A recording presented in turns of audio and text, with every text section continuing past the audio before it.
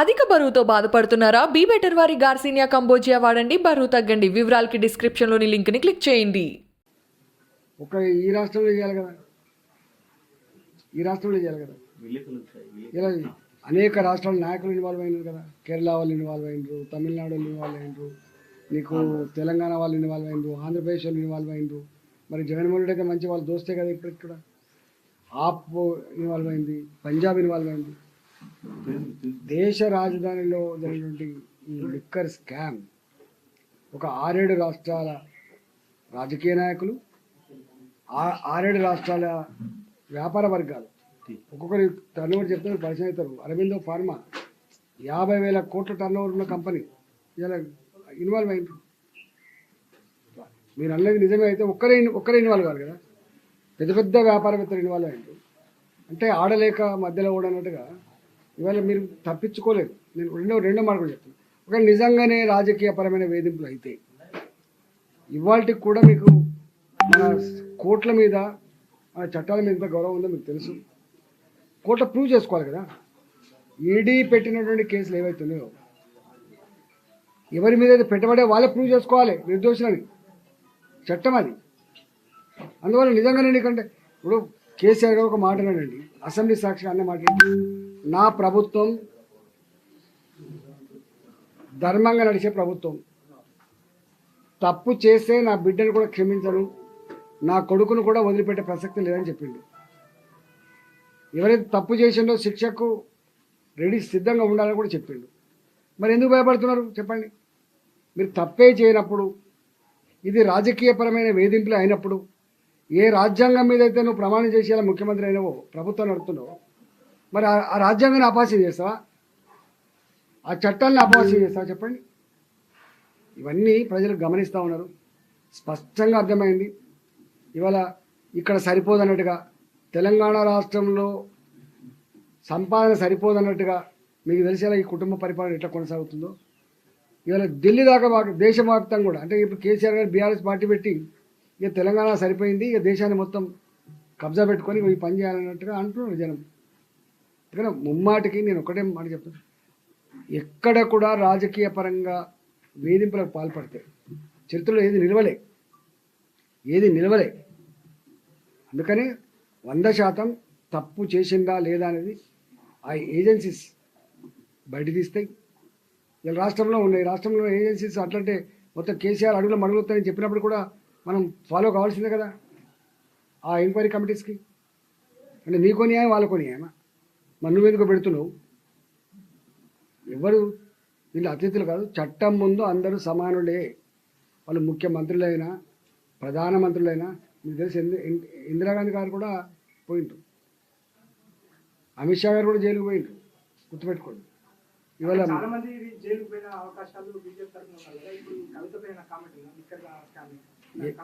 నేను ఒక్కటే, చట్టం మీద సంపూర్ణమైన విశ్వాసం ఉండాలండి. ఎవిడెన్సెస్ లేకుండా అరెస్ట్ చేసే ఆస్కారం లేదు. 100% ఎవిడెన్సెస్ ఉన్నాయి. దాన్ని తప్ప ఒప్ప వాళ్ళు ప్రూవ్ చేసుకోవాల్సింది అక్యూజ్డ్ పార్టీ వాళ్ళు కాబట్టి, కవిత గారు కాబట్టి ఎట్టి పరిస్థితులు తప్పించుకోలేదు. చట్టం ముందు అందరు సమానులే. తప్పు చేసిన వాళ్ళు చట్టం నుంచి తప్పించుకోజాల. మీది 100% కరెక్ట్. అంటే ఒక్కొక్కసారి ఏమైందంటే ఇక్కడున్న సర్కార్ మీకు తెలుసు, కేసీఆర్ గారి సర్కార్ ఎట్లుంటుందో మొన్న మీరు అసెంబ్లీలో చూసిండు. 24/7 ఇవ్వట్లేదు అని చెప్పి నేను అడిగిన, ఎవడా మీకు చెప్పింది అన్నాడు. నిజంగా 24/7 పవర్ ఇస్తున్నానే మీరు చెప్పండి. 100 అక్కర్లేదు, ఈ ప్రభుత్వం ఎట్లా బుకాయిస్తుందని చెప్తున్నా. ఇచ్చిందా 24/7? ఈ డబుల్ బెడ్రూమ్ కట్టేయలేదు అన్నాం. ఎట్లా బుకాయించిన చూసింది మేము. అంటే అబద్ధాన్ని కూడా సక్సెస్ఫుల్గా కన్వీనియంట్గా ప్రజలకు చెప్పగలిగిన నైపుణ్యం ఉంటుంది వాళ్ళు, గుర్తుపెట్టుకోండి. అందువల్ల ఇక్కడ కూడా తప్పును మళ్ళీ ఒప్పుగా మెప్పించేటువంటి ప్రయత్నం ఇప్పుడు చేస్తున్నారు. చూసిందా మీరు? తెలంగాణ ప్రజలు రియాక్ట్ అవ్వాలి, తెలంగాణ ప్రజలు ఏం కాపాడుతారు చెప్పండి? తెలంగాణ ప్రజలకి గిదే పైన మీరు మంచిగా దోసుకోండి, దాచుకోండి, మీ కుటుంబ పరిపాలన కొనసాగించుకోండి. మీకు ఏమైనా కష్టం వచ్చినప్పుడు మీ 4 కోట్ల మంది ప్రజానీకం మా ఆత్మను ఆవిష్కరించి మీకు అండగా ఉంటామని చెప్పింది, గ్యారంటీ ఇచ్చిందా? అందుకని ఆచితూచి అడిగేస్తున్నారు. ఈడీ కానీ సిబిఐ కానీ మనం ఏమైనా చేస్తే ఎక్కడ కూడా పొరపాటు లేకుండా ఆచితూచి అడిగాలని చెప్పి సమగ్రమైన విచారణ జరుగుతుంది. గుర్తుపెట్టుకోండి. 10 గంటలు 5 గంటలు ఇవన్నీ సమాచారం ఎందుకు తెస్తున్నారు? ఇవాళ మీరు చూసిండ్రు, ఒక ఆయన నిన్న నేను బినామీ అంటాడు కవిత గారికి, ఇవాళ మళ్ళీ కోర్టులు ఎత్తాడు నేను బినామీగా అంటాడు. వారు ముందుకు రావడానికి కూడా అంగీకరిస్తలేడు. ముందుకు వచ్చి పని చెప్పాలంటే మేము మా ప్రాణం ముప్పుంది అంటారు. అంటే ఎంత భయపెట్టించున్నారో. ఇంకోటి కూడా ఇవాళ మీరు చూస్తున్నా, ఇవాళ ఎందుకు ప్రభుత్వ పరంగా ఉన్నటువంటి వాళ్ళు ఇప్పుడు అడిషనల్ అడ్వకేట్ జనరల్ ఉన్నాడు. అడిషనల్ అడ్వకేట్ జనరల్ ఎవరు? వారు తెలంగాణ రాష్ట్ర ప్రభుత్వ పరంగా వాళ్ళు ఆర్గ్యుమెంట్ చేస్తారు. అడిషనల్ అడ్వకేట్ జనరల్ ఇవాళ లిక్కర్ కేసులో పోతాడు ఆ ఢిల్లీకి. ముందు ఉండడా కాదు, పోతాడు అమ్మడి. తెలంగాణ ప్రజల చేత కట్టబడ్డ పనుల డబ్బులు తీసుకుంటున్నటువంటి అడిషనల్ అడ్వకేట్ జనరల్ పోతున్నాడు. అసలు మంత్రులకు లిక్కర్ స్కామ్కి ఏం సంబంధం? అడిషనల్ అడ్వకేట్ జనరల్కు లిక్కర్ స్కామ్కి ఏం సంబంధం? మీరు చెప్పండి, ఎందుకు పోతారు? నిజంగానే కేసు ఆమెది, తప్పు చేసిందా లేదా ఆమె అడుగుతారు. నీకు ఇంత పెద్ద ప్రభుత్వం నువ్వు నడుపుతున్నావు, నీకు పెద్ద సుప్రీంకోర్టులో జడ్జి చేసిన అందరు నీకు పరిచయమేనే, నువ్వు దేన్నైనా చేయించుకోగలిగే నైపుణ్యం ఉన్నవాడైనా ఎందుకు చెప్పు?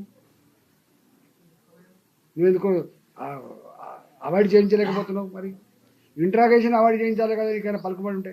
తప్పైతే నీ తప్పు, అది మంచిది కాదు. ప్రజలు ఇంకా వీళ్ళు ఎడ్డోళ్ళు అని అనుకుంటే వాళ్ళ అమాయకత్వం. ప్రజలు చాలా క్లారిటీతో ఉన్నారు.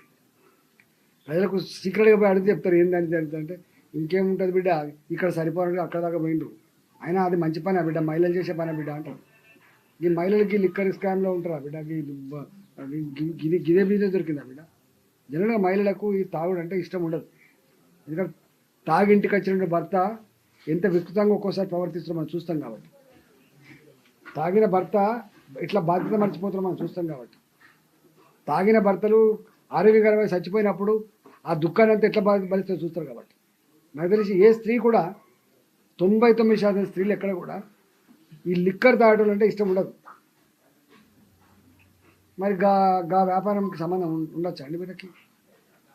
అడిగేటోళ్ళకి కానీ బ్యాడ్ థింగ్ ఇది, చాలా టూ బ్యాడ్ అన్నట్టుగా పరాకాష్ట ఇది. లేవా బిజినెస్ చేసుకోవాలి, పైసలు సంపాదించుకోవాలి అన్నారు. బిజినెస్ చేసుకో, ఓ ఫార్మా కంపెనీ పెట్టుకో, ఓ కాంట్రాక్ట్ కంపెనీ పెట్టుకో, ఓ రియల్ ఎస్టేట్ వ్యాపారం పెట్టుకో. కానీ లిక్కర్ వ్యాపారం చేస్తా ఈజీ మనీ, తొందరగా చేసుకోవచ్చు అనుకున్నారు. మేము ఇంత పెద్ద స్థానాలలో ఉన్నాం, మమ్మల్ని అడిగేటోడేవాడు, మమ్మల్ని చూసేటోడేవాడు. పోషమ్మ అంటే చూసినా పొట్టోన్నెత్తి పొడుగోడు కొడితే పొడుగోన్నెత్తి పోషమ్మ కొడుతుంది. ఇవాళ అట్లా మా మీద ఆరోపణ చేసిండు. మా మీద ఆరోపణ చేసినప్పుడు ఎవడో దారిలో పోయి దాని ఒక పేపర్ అయితే పక్కన చేసి నేను విచారించినవా? వాళ్ళకి ఇంకా కనీసం సంస్కారం ఉంది, వాళ్ళు విచారిస్తున్నారు. లిక్కర్ స్కామ్ బయటకు వచ్చి సంవత్సరం గడిచింది. సంవత్సర కాలంగా ఎంక్వైరీ చేస్తూనే ఉన్నారు. కానీ మాలాంటి వాళ్ళ మీద వచ్చింది మాత్రం నిమిషాల మీద చేస్తేవి, దోషులు నిలబెడుతుంది, హుజరాబాద్కి వస్తేవి, దెబ్బలు తింటివి. ఏం లాభం ఉండే? ఈటల్లో అందరు చేసిందా, నువ్వు చేసినట్టు తెలిసి చెప్పనే చెప్పి ఇంకా చట్టాన్ని అడ్డం పెట్టుకొని బతారా? ఇక్కడ ల్యాండ్ ఇష్యూస్ కానీ ఇతర ఇష్యూస్ కానీ ఎవరు చూస్తారో? ల్యాండ్ ఆర్డర్ రాష్ట్ర ప్రభుత్వం చూస్తుంది, కేంద్ర ప్రభుత్వం చూస్తా? కేంద్రం ఇన్వాల్వ్ అవుతుందా చెప్పండి? ధరలలో మీ భూమి గుంజుకోబడ్డది, కేంద్రం ఏమైనా పైన చేస్తే నడుతుందా? అందుకనే 100% ఒకటి చెప్పదలుచుకున్నా, ఈ బిజినెసే ఒక కలంకం, ఒక మహిళగా చేయాల్సిన పని కాదు, అసలే కాదు. దాని మీద ఇంకా మళ్ళీ ప్రభుత్వ పరంగా భూమి ఆకాశాన్ని ఒక్కటి చేసి ఏదో గొప్ప దేశోద్ధారకులలాగా ప్రజలంతా రియాక్ట్ కావాలని చెప్పడం మరో తప్పు. చక్కగా చట్టాన్ని సహకరించి చట్టబద్ధంగా ఎన్నికలు వీళ్ళంతా ఎమ్మెల్యేలు ఎంపీలు అంటే ఏంటిది? చట్టాన్ని గౌరవించే వాళ్ళు, చట్టాన్ని చేసేవాళ్ళు కదా వీళ్ళు. మీరే చట్టాన్ని గౌరవించే సామాన్యంగా గౌరవిస్తే చెప్పండి. అధిక బరువుతో బాధపడుతున్నారా? బీ బెటర్ వారి గార్సినియా కంబోజియా వాడండి, బరువు తగ్గండి. వివరాలకి డిస్క్రిప్షన్లోని లింక్ని క్లిక్ చేయండి.